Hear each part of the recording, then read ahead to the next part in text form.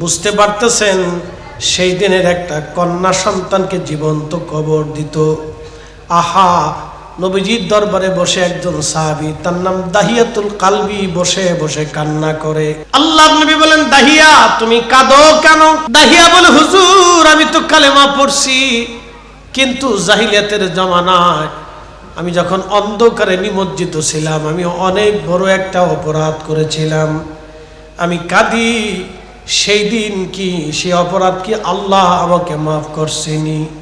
দেখেন কত কঠিন হৃদয়ের মানুষগুলি আমার রসুলের সহবতে যাইয়া দিলগুলি মোমের মতো নরম হয়ে গেল।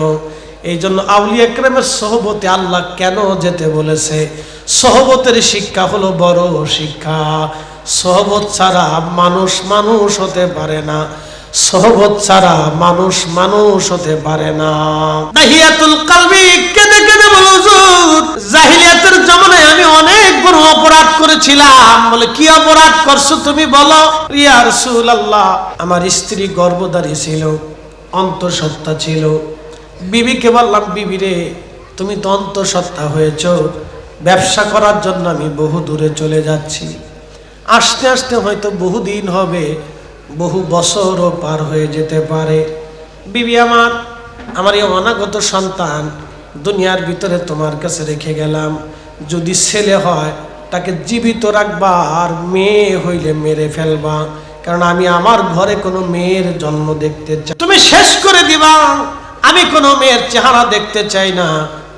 দাহিয়া বললেন, আমি চলে গেলাম, ব্যবসার উদ্দেশ্যে বের হয়ে গেলাম। ইয়া রাসূলুল্লাহ, বহু বছর পরে বাড়ি আসছি। বাড়ি আসার পরে দেখলাম আমার স্ত্রীর সাথে আমার একটা মেয়ে, খুব সুন্দর, খুব চমৎকার। মেয়েটা দৌড়ায় দৌড়ায় আসে। আমি ডাক দিলাম, বিবি এই বাচ্চা কার? বলতেছে, স্বামী যে বাচ্চাটা আপনি রেখে গিয়েছিলেন আমার পেটে, অন্তঃসত্ত্বা আপনি দিয়েছিলেন, সে সন্তানটা আজ আমার এই মেয়েটাই হয়েছে। আমি বললাম, বিবি ছেলে না রেখে দেওয়ার কথা, মেয়ে হলে মেরে ফেলার কথা।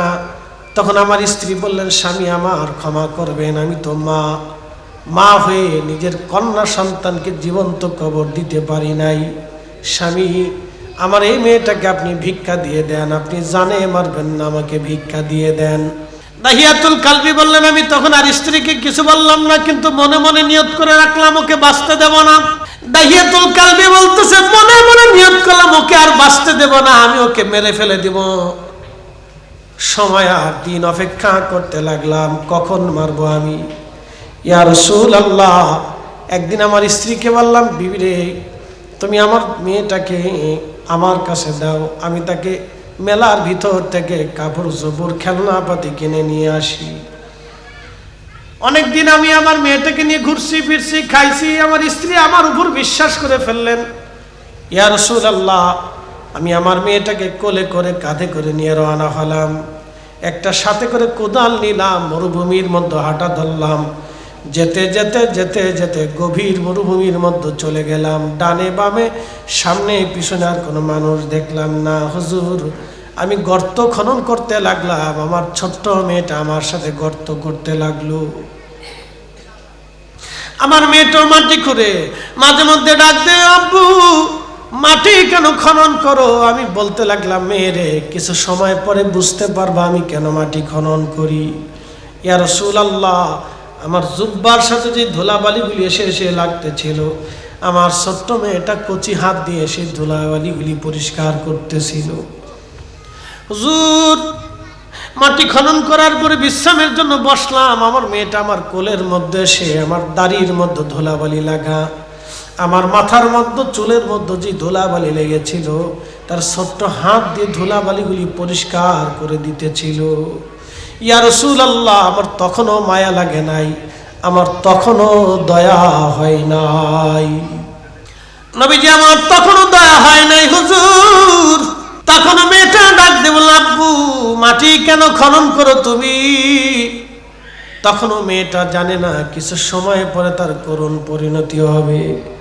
ইয়া রাসূলুল্লাহ, আমার ছোট্ট মেয়েটাকে বললাম, মেয়েরে কিছু সময় পরে তুমি বুঝতে পারবা কেন তুমি মাটি খনন করতেছি।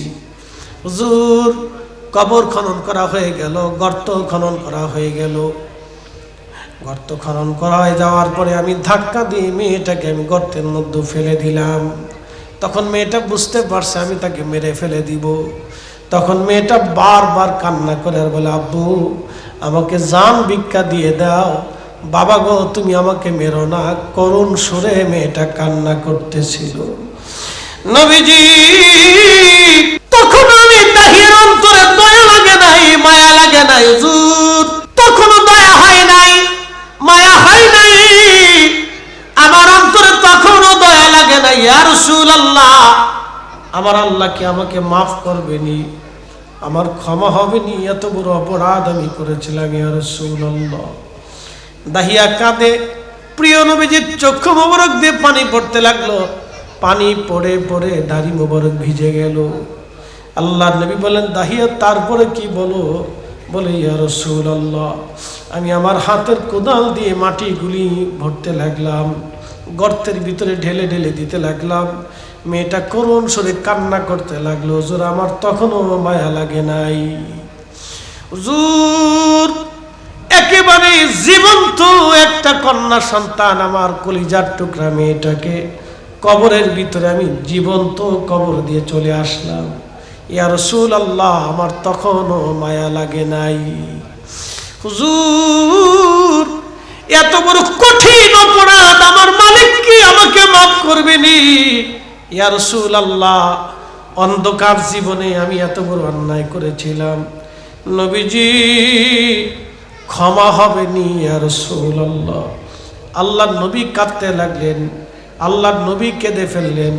দাহিয়ারে যাও, কালেমা পড়ার সাথে সাথে আমার রব আমার আল্লাহ তোমার জীবনের গুনাহগুলি মাফ করে দিয়েছে।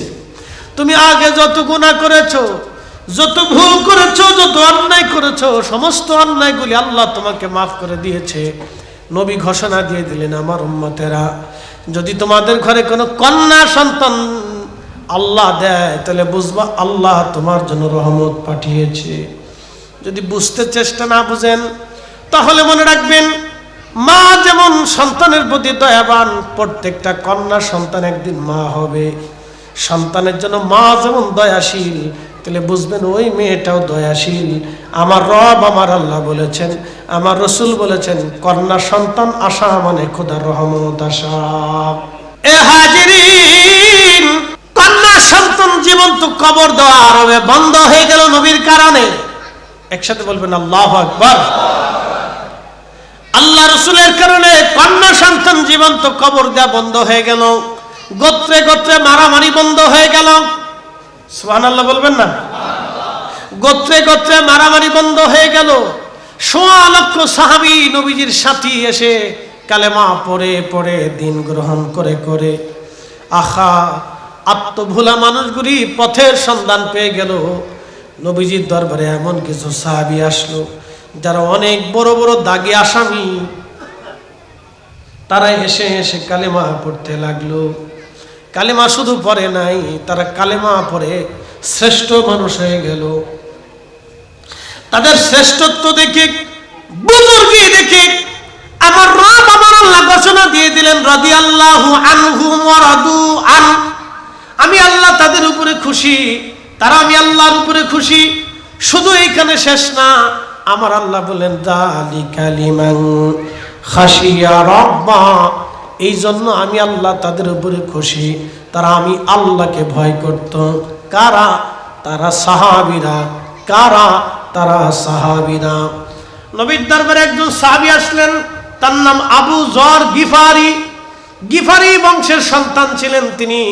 গিফারিরা ডাকাতি করত, মরুভূমির মানুষ ছিল তারা।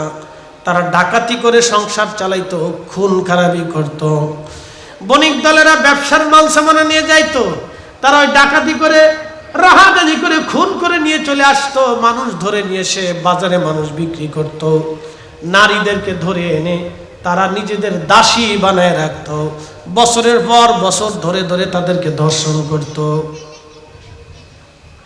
এই গিফারি বংশের মানুষগুলি, এই গিফারিরা যারা ডাকাতি করত, তিনি আসলেন আবু যর গিফারি।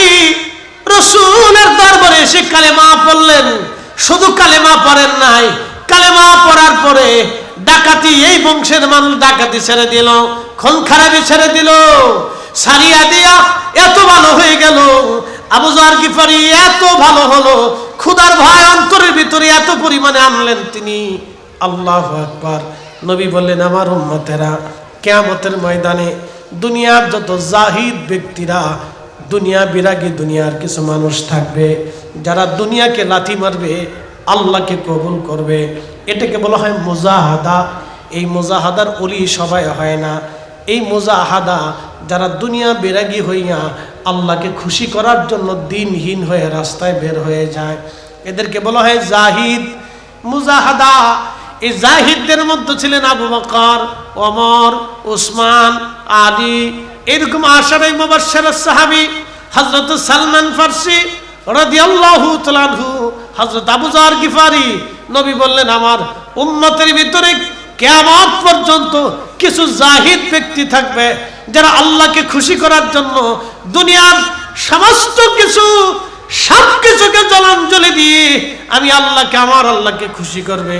তারা মুজাহাদা করবে, তারা জাহিদ হবে। আর এই জাহিদদের যিনি সর্দার হবে, তিনি আমার আবু যর গিফারি। এক সময় ছিল ডাকাত, এখন হয়ে গেল জাহিদদের সর্দার। কেন? আমার রাসূলের সহমতি আসিয়া, দরবারে মুস্তাফার গোলামি করিয়া, নবীজির আদর্শ বুকের মধ্যে লালন করিয়া, জিন্দেগীর মাথা থেকে পা পর্যন্ত নবীর আদর্শ নিয়া হযরত আবু যর গিফারি এমন শ্রেষ্ঠত্ব নিয়ে গেলেন, কিয়ামত পর্যন্ত এই উম্মতের যারা জাহিদ হবে, কিয়ামতের মাঠে হযরত আবু যর আল্লাহর নবীর সামনে দাঁড়াবে, আল্লাহর সামনে দাঁড়াবে। হযরত আবু যর গিফারি রাদিয়াল্লাহু তাআলা আনহু, তাদের হাসর হবে ফেরাউন, আবু জাহেল, হামান, উতবা, সাইবা, মুগিরার সাথে। বাংলাদেশে বলেন তো কয়টা ন্যায় বিচার বলেন? এদেশে শান্তির আশা করবেন কেমনে করবেন? এদেশের সালিশে, দরবারে, স্থানীয় অস্থানীয় প্রশাসন, আদালতে কয়টা ঠিক মতো ন্যায় বিচার হয় আপনি বলেন? আল্লাহর নবী বললেন, কিয়ামতের ময়দানে আমার ওমর দাঁড়াবে, ওমরের পিছনে দুনিয়ার সমস্ত ন্যায় বিচারকারীরা দাঁড়াবে। হযরত উসমান রাদিয়াল্লাহু আনহু কিয়ামতের মাঠে দাঁড়াবে। উসমান ছিলেন দানশীল, দান কর্নেওয়ালা। নবীজি বলেন, দুনিয়াতে যারা দান করেছিল আল্লাহর রাহে লিল্লাহ, আল্লাহর জন্য যারা দান করেছিল, আমার উসমানের পিছনে তারা দাঁড়াবে। আল্লাহর নবী বললেন, আমার আলী দাঁড়াবে কিয়ামতের ময়দানে। দুনিয়ার সমস্ত বীর বাহাদুর যারা ছিল, দ্বীনের জন্য যারা লড়াই করত, আহা, এই সমস্ত বাহাদুররা, বীর যোদ্ধারা আমার আলীর পিছনে দাঁড়িয়ে যাবে। জিহাদের ময়দানে যারা শহীদ হয়েছিল, সমস্ত শহীদরা আমার চাচা হযরত হামজা রাদিয়াল্লাহু আনহুর পিছনে দাঁড়াবে। একসাথে বলবেন আল্লাহু আকবার। দুনিয়ার যত মুয়াজ্জিন, দুনিয়ার যত মুয়াজ্জিন সবাই আমার বেলালের পিছনে দাঁড়াবে। দুনিয়ার যত কারি সুন্দর করে কোরআন তেলাওয়াত করত, তারা আমার উবাই ইবনে কাব রাদিয়াল্লাহু আনহুর পিছনে দাঁড়াবে। দুনিয়ার সমস্ত কারীরা আমার উবাই ইবনে কাবের পিছনে দাঁড়াবে। এইভাবে নবীজি বললেন, এক একজন সাহাবীর বৈশিষ্ট্য নবীজি বললেন, এক একজন সাহাবীর এক একটা বৈশিষ্ট্য ছিল। এইভাবে নবী বললেন, এইভাবে এইভাবে তারা আমার উম্মতরা তাদের পিছনে দাঁড়িয়ে যাবে। আপনি বুঝেন তো, এক সময় যারা ডাকাতি করত, খুন খারাপি করত, রাহাজানি করত, তারা রাসূল কারীমের সোহবতে বৈশা দুনিয়ার শ্রেষ্ঠ মানুষে রূপান্তরিত হয়ে গেল। একসাথে বলবেন আল্লাহু আকবার।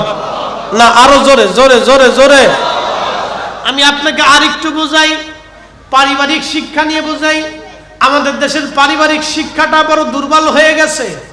পারিবারিক শিক্ষা, আবার শোনেন, আমার দেশের পারিবারিক শিক্ষা বড় দুর্বল হয়ে গেছে।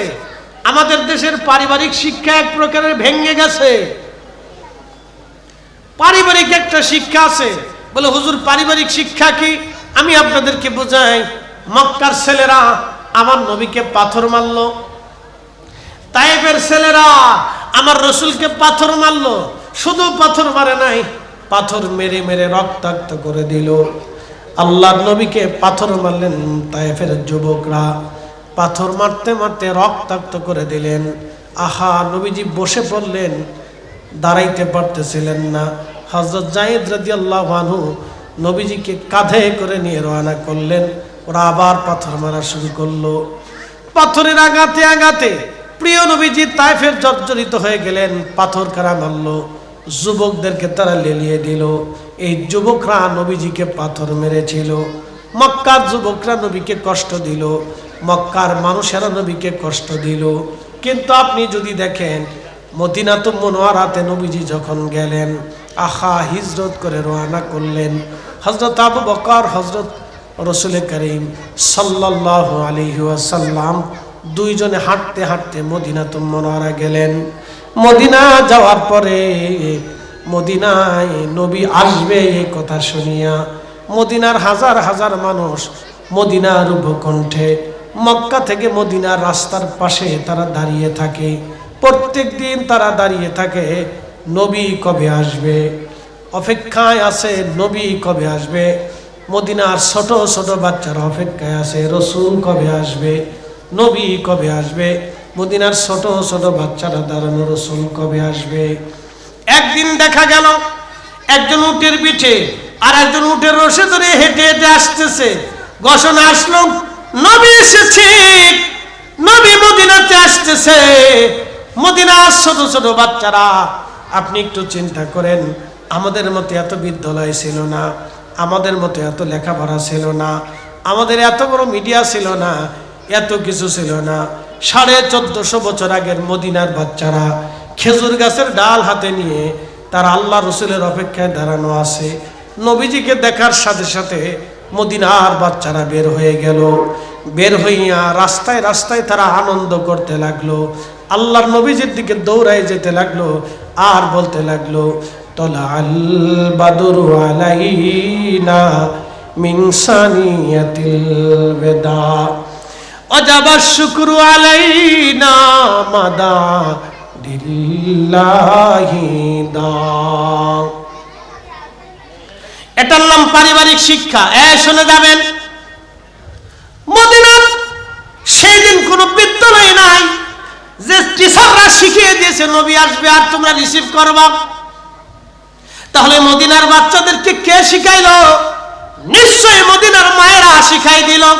কি কথা কর না, কে শিখাইলো এই মদিনার বাচ্চাদেরকে নবী আসবে আর তোমরা রিসিভ করবা, নবীর শানে তোমরা গান গাবা, তোমরা রসুলকে রিসিভ করবা, তোমরা আনন্দ করবা। ওই মদিনার বাচ্চাদেরকে কে শিখাইলো? বুঝার আর বাকি নাই, ওই বাচ্চাদের মা শিখাইলো। কি কথা কর না, ওই বাচ্চাদের মা শিখাইলো, তার মা শিখিয়ে দিয়েছে রসুল আসবে তোমরা আনন্দ করবা, গান গাবা। তলাআল বাদরু আলাইনা মিন সানিয়াতিল ওয়াদা ওয়াজাবাশ শুকরু আলাইনা মাদা লিল্লাহি দা। এটার নাম পারিবারিক শিক্ষা। যেই পরিবার সুন্নি হয় ওই পরিবারের বাচ্চারাও সুন্নি হয়।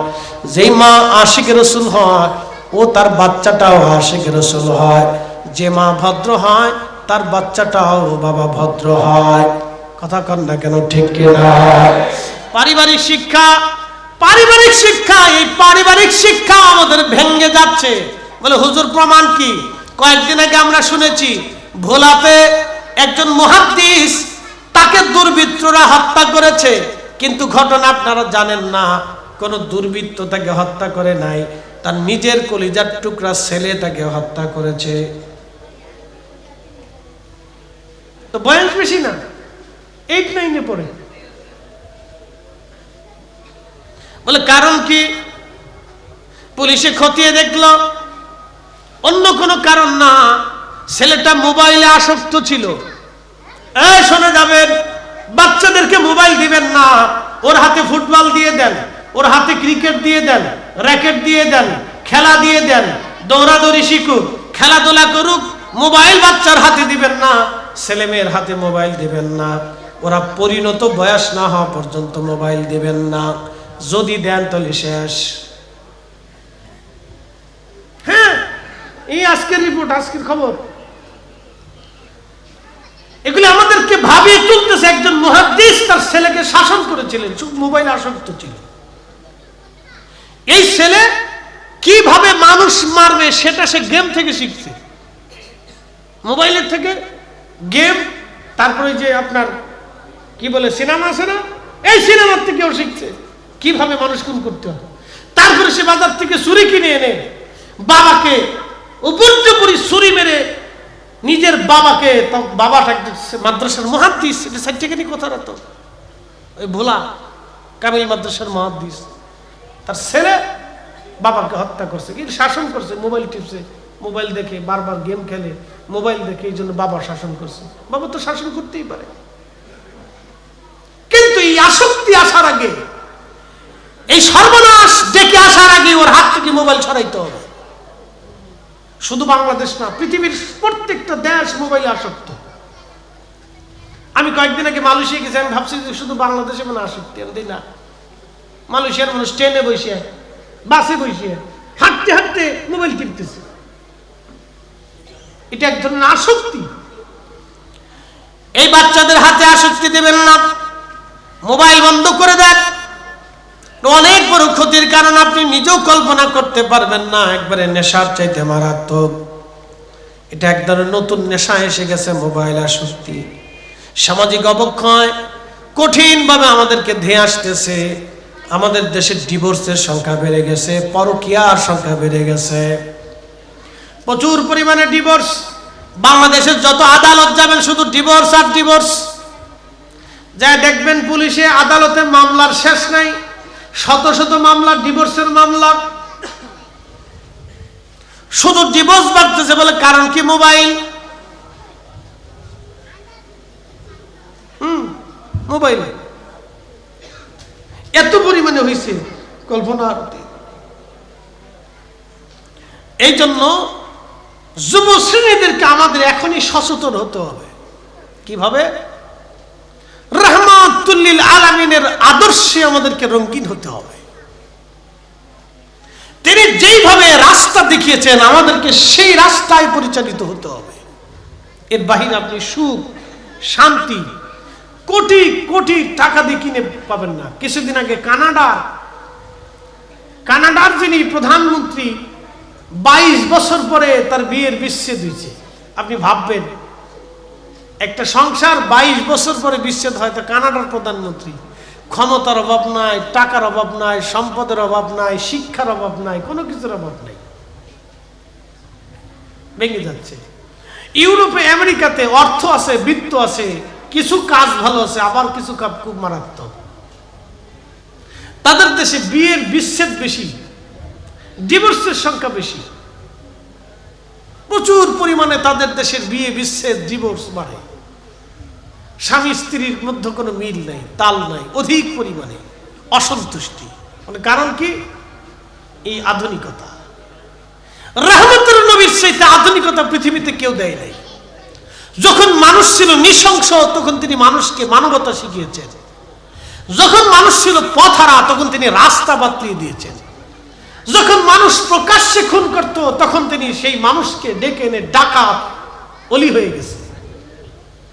যখন প্রকাশ্যে নারীদেরকে জীবন্ত কবর দিত তখন তিনি নারীর অধিকার ফিরিয়ে দিলেন। নারীর সম্মান বলে কিছু ছিল না, কোনো মর্যাদা নারী ছিল না, নারীকে নারী মনে করতো না, দাসী মনে করত। সে সময় তিনি নারীর সম্মান দিয়ে দিলেন। যেই কঠিন সময় একজন নারীর সাথে বহু মানুষে মিলন করত, ঠিক সেই সময় তিনি স্ত্রীর মর্যাদা ফিরিয়ে দিলেন। রাহমাতুল নবী বলে দিলেন, না, একমাত্র স্ত্রী হচ্ছে স্বামীর সম্পদ আর স্বামী হচ্ছে স্ত্রীর সম্পদ। এই আদর্শ শিক্ষা দিয়া নারী জাতির অধিকার রাসূল ফিরিয়ে দিলেন। আজকে নারীরা অর্ধলঙ্গ হয়ে ঢাকা শহরে মিছিল দেয়, আমার দেহ আমার সিদ্ধান্ত, আমার দেহ আমার সিদ্ধান্ত, আমার মন আমার সিদ্ধান্ত। বলে আশ্চর্য কি? বলে সে জেনা করবে তার সিদ্ধান্ত। এই সরকার, এই উপদেষ্টা তিনি নারীদেরকে কি করলেন?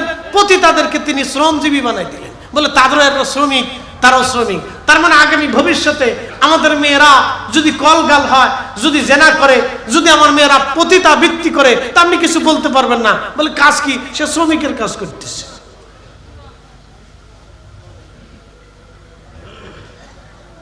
কি ভাবতেছে বেশি কিছু ভালো হচ্ছে না।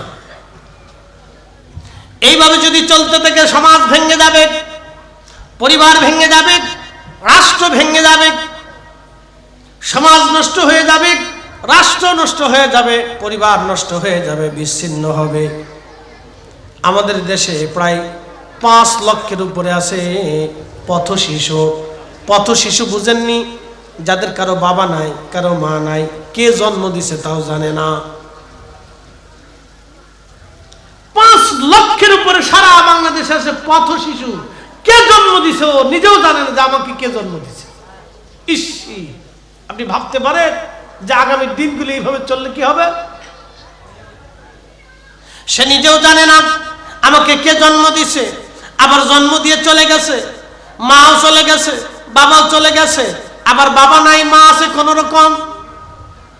দেখে না এইভাবে রাষ্ট্র চলে কেমনে, সমাজ কিভাবে চলবে? আল্লাহর নবী শিখিয়ে দিলেন আমার উম্মত এইভাবে চলবে না। তোমরা কিভাবে চলবা আল্লাহ জানাই দিলেন আমার বান্দারা, তোমরা চলবা লাকাদ কানা লাকুম ফি রাসূলিল্লাহি উসওয়াতুন হাসানা। আল্লাহ জানাইলেন আমার নবীর আদর্শ হচ্ছে উত্তম আদর্শ, আমার নবীর মডেল হচ্ছে তোমাদের জন্য উত্তম মডেল। আমাদের দেশে আছে ওই যে নাম দিছে মডেল, মডেল কি নাম দিছে তারকা, বলে কি চিত্র জগৎ, বেডিউন আছে, বেডাউন আছে, অর্ধ উলঙ্গ, শয়তান হাসে কয় বাপরে বাপ, ওরা যদি তারকা হয় তো শয়তান আমি কেডা, আমার তো কোনো কাজ নাই। কি চিন্তা করেন আমার দেশের যে সিনেমা হয় এটা অর্ধ উলঙ্গ সিনেমা। এইগুলি দেখে আবিজাবি নাটক ফাটক সিনেমা দেখে আমার দেশের বহু যুবক চরিত্রহীন হয়ে যায়, বহু নারীরা ঘর থেকে বের হয়ে যায়, বহু সন্তান বিপদগামী হয়ে যায়, বহু স্ত্রী স্বামী রেখে চলে যায়, বহু মেয়েরা সন্তান রেখে চলে যাচ্ছে, বহু বাবা সন্তান রেখে দিয়ে চলে যাচ্ছে। জাহিলিয়াতের বেশি দূর কোথায়? মা সন্তান রেখে দিয়ে ফেলে দিয়ে চলে যাচ্ছে আরেকজনের হাত ধরে। বহু ছেলে সন্তান সন্ততি ফেলে দিয়ে আর এক বউ নিয়ে চলে যাচ্ছে। এইভাবে যদি চলে তো সমাজ ভেঙে যাবে। আইন আসতে হবে রাসূল কারীমের দেওয়া সুন্নতের বিধান। যদি বিধান বাস্তবায়িত হয় তাহলে আল্লাহ কসম করে বলি আমাদের সমাজ, আমাদের দেশ, আমাদের রাষ্ট্র, আমরা নিজেরা পরিবর্তিত হব, আমাদের জিন্দেগি জীবন পরিবর্তন হবে, নতুবা পরিবর্তনের কোনো সম্ভাবনা নাই। প্রিয় উপস্থিতি হাজিরিন, খুব মনোযোগের সাথে শুনবেন। এইভাবে দিনের পর দিন আমাদের দেশ রাষ্ট্র দুর্ভিক্ষের দিকে চলে যাচ্ছে। অপার সম্ভাবনা দেশগুলি আপনার ভঙ্গুরের দিকে চলে যাচ্ছে। আমাদের কাজ কি? এখনই সতর্ক হওয়া। আমাদের কাজ কি? এখনই নবীর আদর্শ নিজেদের জীবনে বাস্তবায়ন করা। আল্লাহ বলেন মা আতাকুমুর রাসূলু ফাখুযুহু ওয়া মা নাহাকুম আনহু ফান্তাহু। আমার নবী যেটা করেছেন তোমরা করো, নবী যেটা করতে বলেছেন তোমরা সেটা করো, নবী যেটা করেন নাই, করতে বলেন নাই, তোমরা সেটা ছেড়ে দাও। আমার রাসূল যা বলেছে তোমরা তা মেনে নাও। আমার নবী যা করেছেন তোমরা সেটা করো। আমার নবীর জীবন আদর্শ তোমাদেরকে যা দিয়েছেন তোমরা সেইগুলি নিজেদের জীবনে বাস্তবায়ন করো। ও আমার বান্দারা, যদি করতে পারো তাহলে আমি আল্লাহ তোমাদের জন্য উত্তম পুরস্কার হিসেবে একটা আবাস তোমাদের জন্য রেখে দিয়েছি। জাযাউহুম ইনদা রাব্বিহিম জান্নাতু আদনিন তাজরি মিন তাহতিহাল আনহারু খালিদিনা ফিহা আবাদা।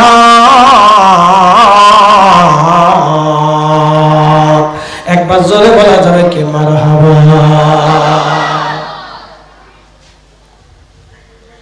বান্দারে, যদি আমার রাসূলের আদর্শে তোমরা আদর্শবান হতে পারো, নবীর রঙে রঙিন হতে পারো, প্রিয় নবীর চরিত্রে যদি চরিত্রবান হতে পারো, আমার মেহবুবের চরিত্রে যদি তোমরা চরিত্রবান হতে পারো, আমার হাবিবের চরিত্রে যদি চরিত্রবান হতে পারো, জাযাউহুম ইনদা রাব্বিহিম জান্নাহ, আমি আল্লাহর পক্ষ থেকে তোমাদের জন্য একটা আবাস আসবে, জান্নাত।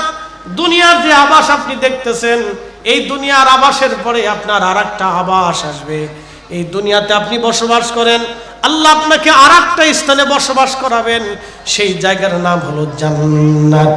জান্নাত জান্নাতু আদনিন তাজরি মিন তাহতিহাল আনহারু খালিদিনা ফিহা আবাদা।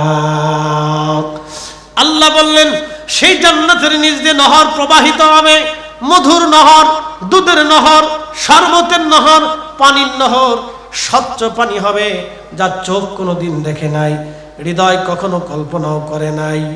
যা চোখ কোনোদিন দেখে নাই, হৃদয় কখনো কল্পনা করে নাই। এমন আবাস আমি আল্লাহ তোমাদেরকে দিয়ে দেব, এত চমৎকার আবাস আমি তোমাদেরকে দিয়ে দেব, এত সুন্দর আবাস আমি তোমাদেরকে দিয়ে দেব। হে আমার বান্দারা, যে আবাসের নিচ দিয়ে নহর প্রবাহিত হবে, তোমরা কতদিন ওই আবাসের মধ্যে থাকবা? দুনিয়াতে তো হায়াত শেষ হয়ে গেলে 1 সেকেন্ড থাকা যাবে না, 1 মুহূর্ত থাকা যাবে না। ওই জান্নাতে তোমরা কতদিন থাকবা? আল্লাহ বলেন তাহতিহাল আনহারু খালিদিনা ফিহা আবাদা, চিরদিন থাকবা, কোনোদিন তুমি আর বের হবে না। ওই আবাসের তোমার শুরু হবে, কোনোদিন শেষ হবে না। শুরু হয়ে যাবে, কোনোদিন শেষ হবে না। শুরু হয়ে যাবে, কোনোদিন শেষ হবে না। সে আবাসের নাম জান্নাত। কতদিন দেরি হবে? মাত্র মৃত্যুটা মাত্র দেরি হবে। মুমিন যারা, ওই জান্নাতে যাইতে কতদিন দেরি হবে? প্রশ্ন রাখতে পারেন ফরিদি হুজুর, কতদিন লাগবে ওই জান্নাতে যাইতে? মুমিন আশিক রসুল যারা, ইশকে রসুল দিয়ে কলিজা যারা জিন্দা বানায়, নবীর আদর্শ দিয়ে যায়, তার জীবনকে রাঙ্গায় দেয়। আল্লাহ রাব্বুল আলামিন বললেন, হে আমার বান্দা, ওই জান্নাতে যাইতে তোমার কতদিন? শুধু মৃত্যু গ্রহণ করতে যত সময় লাগবে, ওই জান্নাতে যাইতে তত সময় লাগবে। শুধু মৃত্যু হওয়া দেরি হবে, জান্নাতে যাইতে দেরি হবে না। একবার জোরে বলা যাবে কি মারহাবা।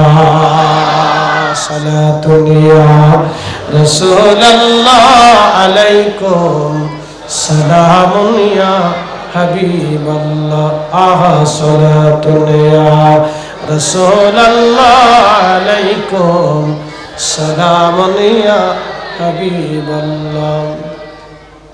আল্লাহ জানাই দিলেন, কুল, হুজুর আপনি বলে দেন, কুল, হুজুর আপনি বলে দেন, ইন কুনতুম তুহিব্বুনাল্লাহ ফাত্তাবিউনি ইউহিব্বুকুমুল্লাহ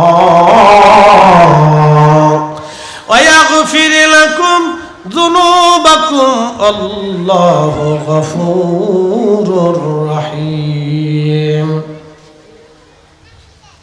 আল্লাহ জানালেন, হাবিব উম্মতকে জানান, কুল, বলে দেন, ইন কুনতুম তুহিব্বুনাল্লাহ, কেউ যদি আমি আল্লাহকে ভালোবাসতে চায়, একসাথে বলবেন আল্লাহু আকবার। কেউ যদি আমি আল্লাহকে ভালোবাসতেই চায়,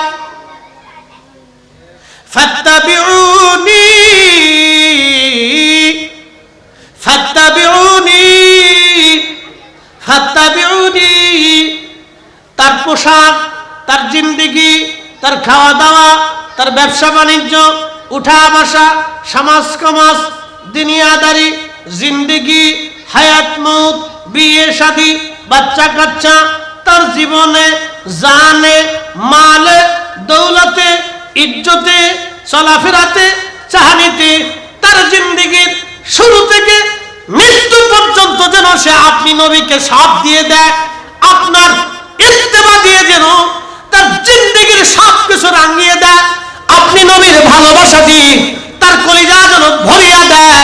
নবীজি যদি দিতে পারে আপনাকে সব, হাবিব যদি সব কিছু আপনি নবীকে দিতে পারে, যদি আমার বান্দা সব কিছু আপনি নবীকে দিতে পারে, হাবিব ওই উম্মতকে জানায় দেন, ইউহিব্বুকুমুল্লাহ, আমি আল্লাহ তাকে ভালোবাসবো, আমি আল্লাহ তাকে ভালোবাসবো, আমি আল্লাহ তাকে ভালোবাসবো। ওয়া ইয়াগফির লাকুম যুনুবাকুম, আল্লাহু গফুরুর রহিম। শুধু ভালোই বাসবো শেষ না, তার জীবনের সমস্ত গুনাহগুলিকে মাফ করে দিয়ে আমি আল্লাহ থেকে নিষ্পাপ বানিয়ে দিব, একেবারে নিষ্পাপ বানিয়ে দিব। সদ্য ভূমিষ্ঠ সন্তান মায়ের পেট থেকে যেইভাবে দুনিয়াতে আসে, যেমন কোনো গুনাহ থাকে না, আমি আল্লাহ তাকে ওইভাবে মাসুম বানাই দিব। মরতে দেরি হবে, জান্নাতে যাইতে দেরি হবে না। মরতে দেরি হবে, কবরে দিতে দেরি হবে, আল্লাহর হাবিবের সাথে দেখা হতে দেরি হবে না। একবার জোরে বলা যাবে কি মারহাবা। এই জন্য নবীর আদর্শে নিজের জীবনকে রাঙিয়ে দেন, রসুলের আদর্শে নিজের জিন্দেগিকে রাঙিয়ে দেন, জিন্দেগিকে রাঙিয়ে দেন। খুব মনোযোগ দিয়ে শুনবেন। আমার দেশে আজ মানুষের কোনো নিরাপত্তা নাই, বন্ধুত্ব নাই। এমন এক গ্রহের মধ্যে আমরা এখন আর বাস করি। যদি শহরে বসবাস করে তো ভিন্ন হয়ে গেল। একটা বিল্ডিংয়ে 9 তলা 10 তলা, এই তালার মধ্যে 4টি করে ফ্ল্যাট থাকে। যদি 9 তলা হয়, 4 নং 32টা ফ্যামিলি একটা বিল্ডিংয়ের মধ্যে থাকে। কেউ কারোর সাথে পরিচয় নাই, কেউ কারোর সাথে সম্পর্ক নাই, কেউ কারোর সাথে উঠা বসা নাই। ঢাকা শহরে দেখলেন চান্দানিতে যাইয়া পাথর মেরে মেরে নির্মমভাবে হত্যা করা হলো। বিভিন্ন শহরে বিভিন্ন এলাকায় ডাকাতেরা সন্ত্রাসীরা মানুষদেরকে নির্মমভাবে হত্যা করে। কেউ ধরে না, কেউ ফিরায় না, কেউ দেখে না, কেউ সাহায্য করে না। এই অবস্থা কেন হলো? এই অবস্থা যদি এইভাবে চলতে থাকে, রাষ্ট্র ভেঙে পড়বে, সমাজ ভেঙে পড়বে, মানুষের বসবাস ভেঙে পড়বে, ব্যবসা বাণিজ্য ভেঙে পড়বে, অর্থনীতি নষ্ট হয়ে যাবে, সমাজনীতি নষ্ট হয়ে যাবে। যদি এইভাবে চলে আর কিছুদিন, তাহলে রাষ্ট্র ভেঙে যাবে, সমাজ নষ্ট হয়ে যাবে, সহমর্মিতা ভালোবাসা নষ্ট হয়ে যাবে, বিশ্বাস নষ্ট হয়ে যাবে। আমাদের গ্রামের ভিতরে ঢুকে গেল তাই। সহমর্মিতা নাই, পরিবেশ নাই, একতাবদ্ধতা নাই, মানুষ একবদ্ধতাভাবে বাস করা ভুলে গেল। কেউ কারো খোঁজ খবর নেয় না, দরিদ্র না খেয়ে থাকলেও খবর হয় না। এইভাবে যদি চলে সমাজ নষ্ট হয়ে যাবে, রাষ্ট্র নষ্ট হয়ে যাবে। আমার নবীর আদর্শ এরকম ছিল না। রসুলের চরিত্র ছিল বাড়ি বাড়ি খোঁজ নিতেন, ডানে বামে খুঁজতেন। আল্লাহর নবী বলেন, আমার উম্মত তোমার ডানে বামে সামনে পিছনে 40 ঘরের মধ্যে যদি আমার একজন উম্মত রাত্রিবেলা ক্ষুধার্ত অবস্থায় ঘুমায়, আর তুমি পেট ভরে খেয়ে দিয়ে যদি ঘুমাও, আল্লাহ তোমার নাম মুমিনের কাতারে লিখবে না। নবী আরো বলে দিলেন, ও আমার উম্মত, মানলাম ইয়ারহামিন্নাস ওয়া মানলাম ইয়ারহামিল্লাহ, যে মানুষকে দয়া করে না আল্লাহ তাকে দয়া করে না, যে মানুষকে দয়া করে আল্লাহ তাকে দয়া করে। আপনার প্রতিবেশী যদি হিন্দু হয়, যদি ক্ষুধার্ত থাকে, আপনি মুসলিম তাতে কি হয়েছে তার করে আপনি খাবার পাঠাবেন। আপনার প্রতিবেশী যদি বৌদ্ধ হয়, সে যদি অসুস্থ থাকে, আপনি মুসলিম, আপনি বৌদ্ধকে নিয়ে চিকিৎসা করাবেন। আপনার প্রতিবেশী যদি খ্রিস্টান হয়, তার বাচ্চার যদি কাপড় না থাকে, আপনি মুসলিম তাতে কি, আপনি তার বাচ্চার জন্য কাপড় কিনে দিবেন। এটার নাম ইসলাম, এটার নামে দিন। এই দিন তো 1400 বছর আগে নবী শিখিয়ে দিয়ে গেলেন। আর আমরা শিখলাম কি? আমরা হচ্ছে কি? আগামীর পথ চলা কি আমরা নিজেরাও বলতে পারি না। হাই হাই, একই বাগানের ভিতরে যদি 1000 রকমের ফুল বসবাস করতে পারে, তাহলে একই পৃথিবীতে আমরা বহু রকমের মানুষ কেন বাস করতে পারবো না? একই জঙ্গলে যদি বিভিন্ন প্রজাতির বন্য প্রাণীরা বাস করতে পারে, তাহলে একই পৃথিবীতে আমরা মানুষ হয়ে কেন হিন্দু, বৌদ্ধ, খ্রিস্টান, বৌদ্ধ, মুসলমান মিলেমিশে থাকতে পারবো না?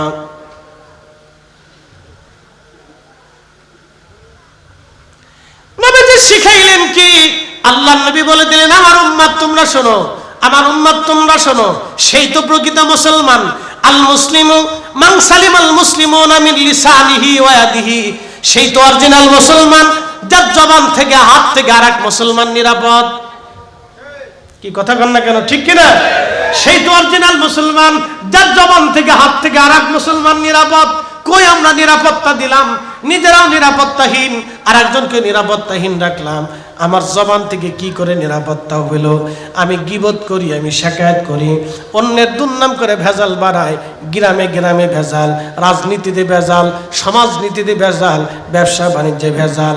এই দোকানদার ওই দোকানদারে দেখতে পারে না, এই ড্রাইভার ওই ড্রাইভারকে দেখতে পারে না, এই হুজুর ওই হুজুরকে দেখতে পারে না, এই ইমাম ওই ইমামকে দেখতে পারে না, এই নেতা সেই নেতাকে দেখতে পারে না, ওই মাতুব্বার সেই মাতুব্বারে দেখতে পারে না, এই অফিসার ওই অফিসারকে দেখতে পারে না, এই ডাক্তার ওই ডাক্তারকে দেখতে পারে না।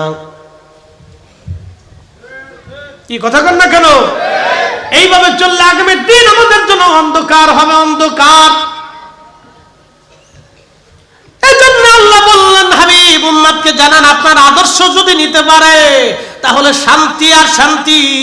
আপনি মাওলা কা প্যারা হামারা নবী দোনো আলম কা দুলহা নবী सबसे आला आला हमारा नबी सबसे आला आला हमारा नबी सबसे आला आला हमारा नबी। এই জন্য এখনই আমাদেরকে সচেতন হতে হবে। সচেতনতার কোনো বিকল্প রাস্তা নাই। আমরা যে যে অবস্থানই থাকি, দেশে থাকি বিদেশে থাকি, ব্যবসা বাণিজ্য, জেনারেল বেজেনারেল, আলেম ওলামা, আপনি আমি যে পজিশনই থাকি, ডাক্তার ডক্টর ইঞ্জিনিয়ার প্রকৌশলী, কৃষক শ্রমিক দিনমজুর, রিক্সাওয়ালা ভ্যানওয়ালা সিএনজিওয়ালা, আল্লাহ যারে যেই পেশা দিছে হালাল পেশা সবকটা বরকতওয়ালা। আবার শোনেন, যে যেই পেশা আছে সে সেই পেশাই বরকতওয়ালা। একটা কথা মনে রাখবেন, যিনি রিক্সা চালান এটা তার কাজ, এই কাজকে সম্মান দিবেন, তাকে ছোট করে দেখার কোনো সুযোগ নেই। আপনি গাড়িওয়ালা বাড়িওয়ালা হয়ে গেলে রিক্সাওয়ালার ধমক দিবেন তা না। ও রিক্সাওয়ালা সে একজন কি, সে কাজ করে খায়, সে চুরি করে খায় না। তার কাজ 100% হালাল, একবারে নিজের পরিশ্রম দিয়ে সে রুটি রুজি করে। ওই রিক্সাওয়ালার চাইতে আমার দেশের ওই ব্যক্তি নিকৃষ্ট যে রাষ্ট্রের অর্থ চুরি করে খায়। কি কথা কন না কেন? কাগজে কলমে সিগনেচার দিয়ে ঘুষ খায়, ও হচ্ছে আমার দেশের সমাজের নিকৃষ্ট কীট। ওর চাইতে আমার দেশের রিক্সাওয়ালা কোটি কোটি গুণে ভালো। ও পরিশ্রম করে খায়। কথা কন না কেন? ঠিক কিনা? পরিশ্রম করে। মনে রাখবেন একটা কথা, দুনিয়াতে যদি গরিব না থাকতো তো ধনীর 4 পয়সা মূল্য নেই। বলে হুজুর কারণ কি? আমার এই পোশাকটা যে বানাইছে এখানে গরিবের হাত, আমার পাগড়ির কাপড় যে বানিয়েছে এখানে গরিবের হাত, আমার মুখে যে ভাতের দানা আসে এখানেও গরিবের হাত। কারণ কি? এদেশের কোটিপতি ধনীরা ওই প্রচন্ড শীতের ভিতরে যে ধান খেতে যায় ধান লাগায় না, ধান লাগায় গরিব কৃষক।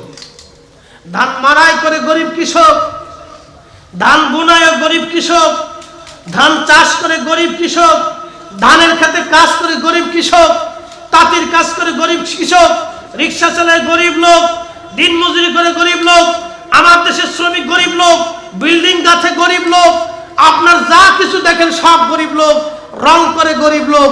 গরিব না হলে ধনীর 4 পয়সা মূল্য ছিল না। গরিব আছে দেখে দেশে ধনীর দাম আছে।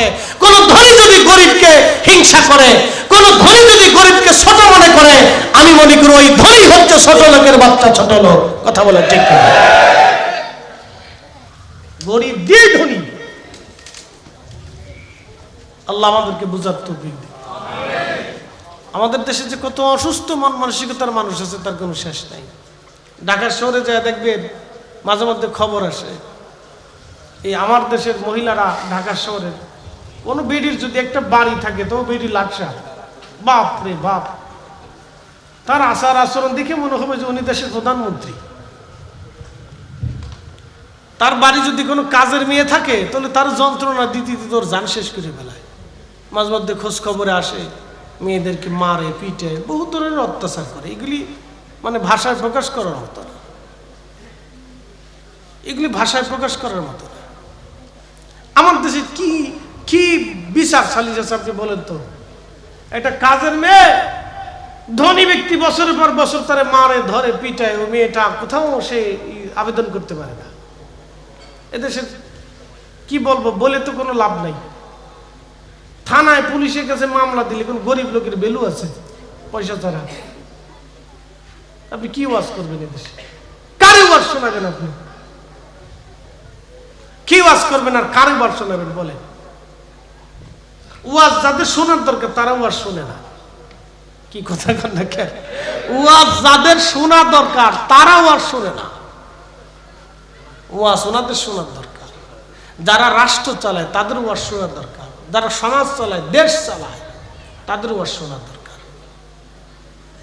তাদেরকে হযরত ওমরের ওয়াজ শোনার দরকার, হযরত আবু বকর, উসমান, আলী, রাসূলের জিন্দেগির ওয়াজ তাদের শোনার দরকার। তারা শুনলে আমাদের সমাজ, রাষ্ট্র, দিন, দুনিয়া চেঞ্জ হয়ে যেত। আল্লাহ আমাদেরকে রাসূলের আদর্শে নিজেদের জিন্দেগিকে আদর্শবান করার তৌফিক দিক।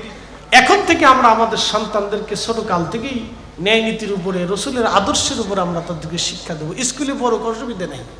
সবাই যে আলেম হবে তা না, সবাই যে ডাক্তার হবে তা না। সবাই যদি ডাক্তার হয় তো রুগী কি হবে? আল্লাহ সবাইরে ডাক্তার বানায় না, দুনিয়াতে সবাইকে আল্লাহ আলেম বানায় না। আল্লাহ সবাইকে আলেম বানায় না। আল্লাহ সবাইরে অলি বানায় না। সবাইরে যদি অলি হয়ে যাইত তাহলে দেশে শয়তানের দরকার ছিল না, বুঝছেন? সবাই অলি হয় না। এই জন্য আল্লাহ এইভাবেই দুনিয়াকে সাজিয়েছেন। আল্লাহ আমাদেরকে এইভাবেই পরিচালিত হওয়ার তৌফিক নসিব করুন। নবীর আদর্শে আমরা আমাদের সন্তানদেরকে এখনই শিখাবো, ছোট্ট কাল থেকে শিখাবো। আমাদের মেয়েদেরকে শিখাবো, আমাদের সন্তানদেরকে শিখাবো, আমাদের ভাস্তে, ভাগ্নে, আত্মীয় স্বজন, আমাদের মুহিব্বিন, পাড়া প্রতিবেশীদেরকে শিখাবো। রাগ করে না, মহব্বত দিয়ে, ভালোবাসা দিয়ে ওদেরকে শিক্ষা দেব। আল্লাহ আমাদেরকে, আমাদের সন্তানদেরকে, আমাদের প্রতিবেশীদেরকে, আমাদের দেশের মানুষকে রাসূল করিমের সেই সঠিক আদর্শ শিক্ষা দেওয়া তৌফিক নসিব করুন। জোরে বলে না আমিন। নিজেরা শিখবো, নিজেদের সন্তানদেরকে শেখাবো। আজকের মাহফিল কমিটিকে ধন্যবাদ। তারা অত্যন্ত চমৎকার করে, সুন্দর করে এই প্রোগ্রামটা সাজিয়েছে। সাজানোর ক্ষেত্রে তারা কমতি করেন। আজকে সম্মানিত সভাপতি মহোদয়, অধ্যাপক সাহেব, তিনি আমাকে দাওয়াত দিয়েছেন, হুজুর আসতে হবে। তো যাক, আলহামদুলিল্লাহ, উনি আমার সিনিয়র পার্সন ব্যক্তি। খুব চমৎকার করে আপনাদের এই চট্টগ্রাম, সারা চট্টগ্রাম অঞ্চলগুলিতে মাহফিলগুলির আসলে এই সৌন্দর্যের কোনো কমতি থাকে না। এটা একটা ভালো দিক। আর প্রচুর পরিমাণে প্রোগ্রাম হয়, এটারও কোনো কমতি নেই। আলহামদুলিল্লাহ, আমরা এইভাবেই আস্তে আস্তে আস্তে আস্তে করে আল্লাহ রাসূলের আদর্শগুলি মানুষের মধ্যে ছড়িয়ে দেব। প্রিয় নবীজির আদর্শ, আউলিয়া কেরামের দীক্ষা, শিক্ষা, যেভাবে অলিরা এ জমিনে দিন বাস্তবায়ন করেছিলেন, যেভাবে অলিরা আমাদেরকে দর্শ দিয়েছেন, শিক্ষা দিয়েছেন, এই শিক্ষার উপরে যে আমরা থাকি। যাই হোক, আল্লাহ আমাদেরকে আউলিয়া কেরামের পথে চালান। মনে রাখবেন, চট্টগ্রামের ইসলাম কিন্তু 1 আর 2 বছরের ইসলাম না। চট্টগ্রামে হযরত সাদ বিন আবি ওয়াক্কাস রাদিয়াল্লাহু আনহু এসেছিলেন। বিদায় হযরত নবী বললেন, তোমরা আমার এই আনিত বিধানকে, আমার এই আদর্শকে, আমার এই বক্তব্যকে তাম দুনিয়াতে ছড়িয়ে দাও। 1.25 লক্ষ সাহাবীর ভিতরে অনেক সাহাবী ছড়িয়ে গেলেন। তেনাদের ভিতরে সাদ বিন আবি ওয়াক্কাস রাদিয়াল্লাহু আনহু সাগর পথে আসতে আসতে চট্টগ্রামে আসলেন। চট্টগ্রাম হয়ে, আরাকান হয়ে, মায়ানমার হয়ে, থাইল্যান্ড হয়ে, লাওস হয়ে, ভিয়েতনাম হয়ে, মালাক্কা প্রণালী দিয়ে, ইন্দোনেশিয়া, ব্রুনাই, ফিলিপাইন্স হয়ে সাগর পথ দিয়ে তিনি চলে গেলেন চীনের সেই গুয়াংজুতে, যে ঘুমিয়ে আছেন। সারা দুনিয়াতে সাহাবায়ে কেরাম ঘুমিয়ে গেলেন। সাহাবায়ে কেরামের পরে আবার এই চট্টগ্রামে হজরতে বাইজিদ বুস্তামি রহমতুল্লাহ আলাইহি তার 100 বছর পরে আসলেন। তার 100 বছর পরে হজরতে বদর শাহ আউলিয়া রাহিমাহুল্লাহ আসলেন। এইভাবে চট্টগ্রামে দিন আসলো। যদিও রাষ্ট্রীয়ভাবে হজরতে শাহজালাল ইয়ামানি মুজাদ্দিদ রাহিমাহুল্লাহ 750 বছর আগে বাংলাতে সারা অঞ্চলে দিন প্রতিষ্ঠিত করেছিলেন, ছড়িয়ে দিয়েছিলেন, কিন্তু তার বহু বছর আগে ওলিরা এসেছেন।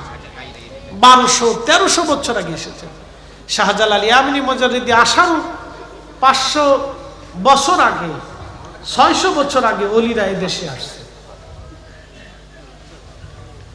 আসছেন। হুজুর গাউসে পাকের নাতি, কলিজার টুকরার নাতি, তার এক মাজার আছে আমাদের সিরাজগঞ্জে, সেখানে আছে, দাওয়াত দিয়েছেন। আল্লামা কবরউদ্দিন রুমি রহমতুল্লাহ আলাইহি 1000 বছর আগে নেত্রকোনাতে আসছেন। খান জাহান আলী রহমতুল্লাহ আলাইহি আসছেন, এবং তাম দুনিয়াতে ওলিরা আসছেন।